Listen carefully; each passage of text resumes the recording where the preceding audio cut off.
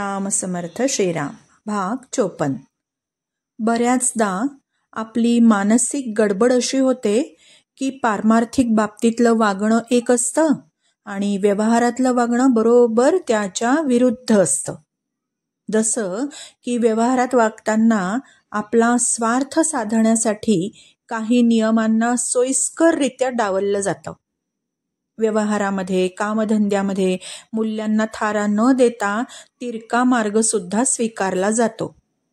आणि तीच व्यक्ती देवळात जर गेली तर, किंवा कुठे मठ आश्रमांमध्ये गेली तर ती असा काही आवडते की सर्व गुणांनी युक्त, सज्जनतेचा पुतळा, सात्विकतेची मूर्तिमंत हीच जणू काही व्यक्ती आहे असं वाटावं. हा वागण्यातला विरोधाभास तात्पुरता जरी यशोदायी वाटत असला तरी पारमार्थिक उन्नतीसाठी घातक असतो.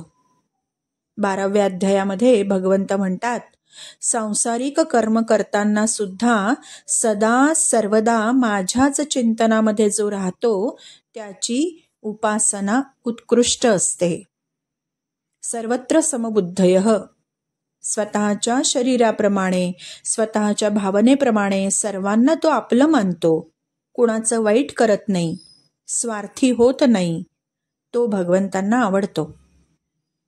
केवळ व्यवहारातच असे द्वंद्व असतात असं नाही, तर असंही दिसून येतं की आमचा संप्रदाय श्रेष्ठ, आमचा गुरु श्रेष्ठ, संप्रदाय, पंथ, संत यांच्याबद्दल सुद्धा अनुकूलता, प्रतिकूलता दर्शवली जाते आणि मग त्यातून राग, द्वेष निर्माण होतात.